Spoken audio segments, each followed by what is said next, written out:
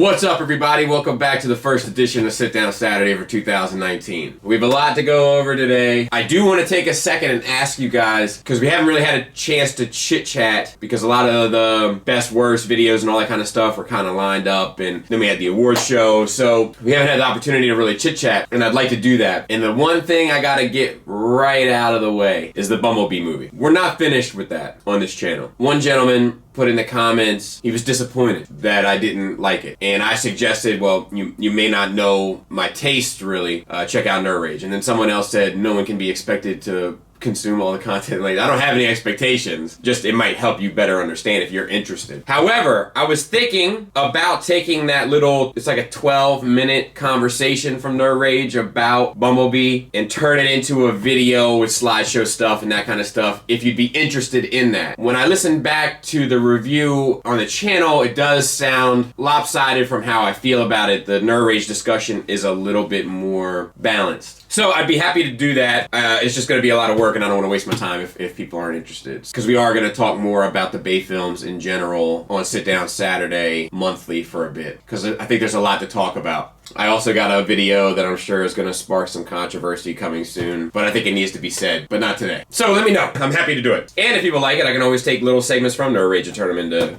I can do that. Just let me know. Today, we're going to talk about a couple of things. One of which is Hasbro winning this case in China recently, which I'm sure most people have talked about it. All the sites have covered it. It was published on Hasbro's business page. It is where the initial information comes from. And I got a feeling that this is going to be a reoccurring subject this year because of the political landscape, because of the global economic landscape, and because of the G1 well running dry. I have a feeling this is going to be a reoccurring subject. So I do feel like we have to get a little bit of education out of the way for both the benefit of myself and for you guys. Pardon me, I'm feeling a little under the weather. But we had to talk about intellectual property, copyrights, trademarks, patents, is that it? And the like. So that we have a baseline knowledge of what we're going to be talking about, I get the feeling, a few times this year. So we're going to begin with intellectual property, which is pretty much split into two categories: copyright and rights related to copyright, and industrial property. Copyrights are the rights of the creator for the created, for a minimum of 50 years after the death of the creator. And I'm just doing this in the simplest language that I possibly can to make it the most understandable for both you and I. Industrial property deals more distinctive signs to represent brands, goods, and services. This is where trademarks get entered into the picture. It protects the brand, it protects the identity of the brand, and hopefully eliminates consumer confusion for the sake of fair competition. It can also protect investment and development of new technology, which deals more with patents. So it seems to me that intellectual property is more so the umbrella. And then underneath that is kind of where we have the confusion. So all of this stuff that we talk about, copyrights, trademarks, patents, it all kind of falls under the idea of intellectual property, which is very broad. And sometimes when they say that, we start thinking very specific, and that could be our mistake. So let's break those three down a bit further. Copyrights, trademarks, patents. Copyrights, as I said, protect the creator and the created. It doesn't necessarily have to have any government bearing. This video is protected under my copyright for creating it, as ridiculous as that is for what I do. But it is. So is Solid Unit or Burn, all that stuff is protected. I don't have to file anything with the United States government to protect that copyright. I can, and sometimes it's beneficial, but it's not necessary as long as I can prove when I created it. And it has to be an expression of the creation. So I can't sue Beyonce because I was like, I thought of Lemonade 10 years ago. That's impossible. I have to have created Lemonade in order to sue Beyonce. It's a very specific reference. I think it's because I listened to a Just Blaze interview recently. Doesn't matter.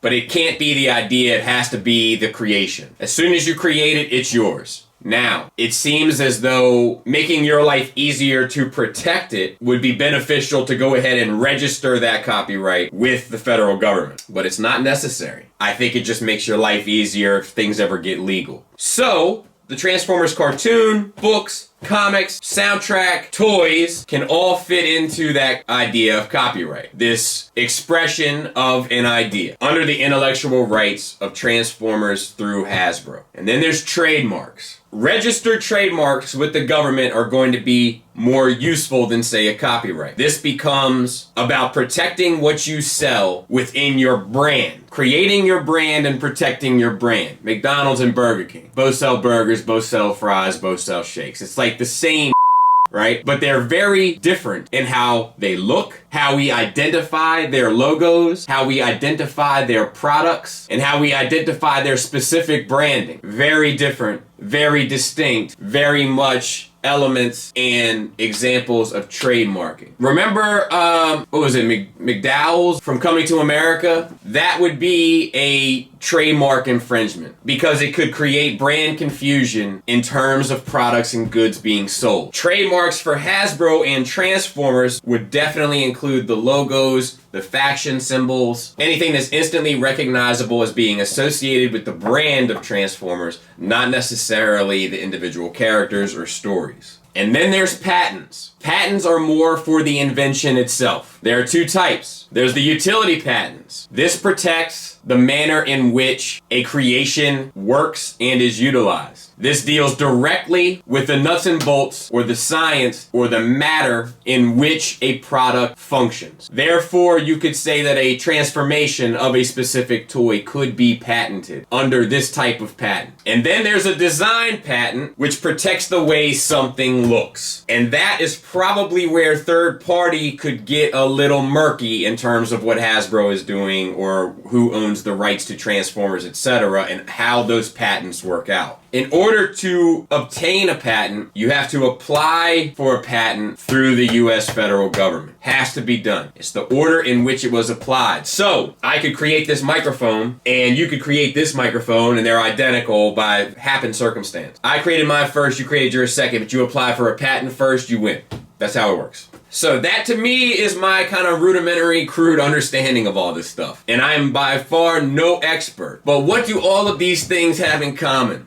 What they have in common is that they're directly associated with our government. So what another country does doesn't necessarily have to be held accountable to our standards and rules. Now, the world trade does complicate all of that. And with the political climate and the economic climate, it's causing heads to turn in certain directions. Which is what leads us to this recent news about Hasbro, which is, on a statement published December 20th, 2018, the Chinese court in Dongguan City of Guangdong Province has issued a judgment favorable to Hasbro, a NASDAQ company, in criminal case involving counterfeit Transformer product. Hasbro initiated an administrative raid action in 2017, which was referred to as the Public Security Bureau, due to the volume of counterfeit product and seriousness of the case. After a thorough investigation, 3 separate defendants, including 2 individuals and 1 corporate defendant, were found guilty of counterfeiting Hasbro's trademarks and fined by the court. And the 2 individuals were sentenced to jail time. Thousands of counterfeit Transformer products were confiscated and destroyed. With strong support from the Chinese authorities, Hasbro initiated many actions to enforce its intellectual property rights in China. And this is the latest of several criminal judgments involving counterfeit Hasbro products. So what does this mean? We don't know.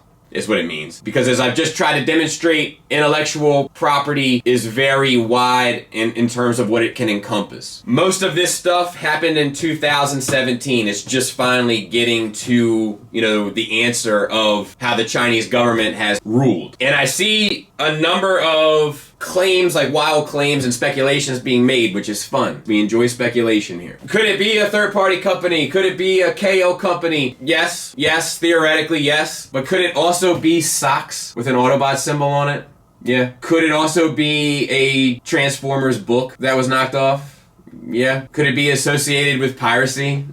Yeah. There's a lot of X factors that we just don't know the answer to. And be clear, they haven't given us that information on purpose. They could easily say what kind of merchandise was being confiscated and destroyed. They didn't. So that allows for this sort of conversation of what could it be? But I have a feeling it's probably less interesting than it may seem. And probably doesn't have much to do with what we generally talk about on this channel. But be clear, it does have ramifications. And it does show that Hasbro can work with the Chinese government in order to accomplish certain goals. What are those goals? That we don't know. But let's take a look at another company that has gone through this recently with China. Now look, I'm no Lego expert and don't claim to be, much like the rest of the stuff we just talked about today. But to my understanding, Lepin was creating one-to-one copies of Lego stuff. The whole kits, box art, the whole bit. Their logo even is in the same font, same color scheme, same shape, etc. So we have trademark issues, we have design patent issues, we have utility patent issues. There's a lot of potential problems there. And the waters, even on this case, seem very murky when you start to look into it. At first, it seems like articles were published about it was washed, Lego took it all, everybody's going down. And then a lot of those articles were pulled,